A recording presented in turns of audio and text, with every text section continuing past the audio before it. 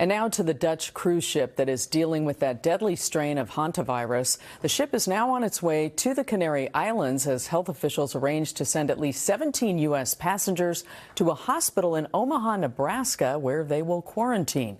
NBC4's Robert Kovacik joins us now with the latest developments. Robert. Carolyn, we want to stress that none of those individuals have been diagnosed with hantavirus, and none at this point are symptomatic. And the World Health Organization also wants to stress the virus is not that contagious that it easily jumps from person to person. However, major precautions involving those Americans, including one from here, are now underway.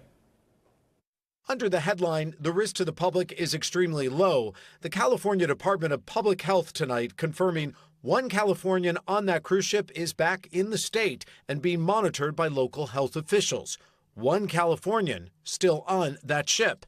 And now we have new details on the exit plan to get that Californian and 16 other Americans trapped on board back home. When it anchors off the coast of Tenerife this weekend, they'll be met by a CDC team, then onto a flight arranged by the State Department.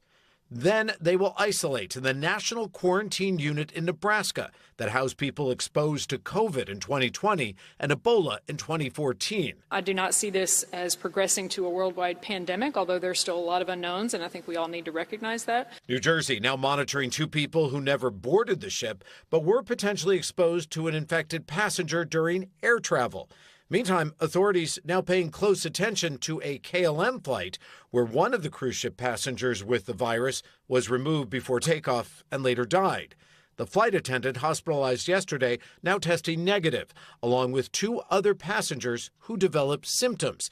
If you want to know what the symptoms are like, meet a woman from Salinas who was diagnosed more than a decade ago. I never thought I was going to see my family again, and that was really scary. Kristen contracted hantavirus in 2013, a virus so rare, her case at first had doctors stumped. She says what started with flu-like symptoms quickly attacked her lungs. It was just labeled as an unknown lung condition, and I didn't know if it was going to be transferred to my family. I didn't know if it was going to come back another time. I think within 2 hours I was put under life support, and that was awful. I was just thinking of my child and my husband, family, and hoping that I was going to wake up.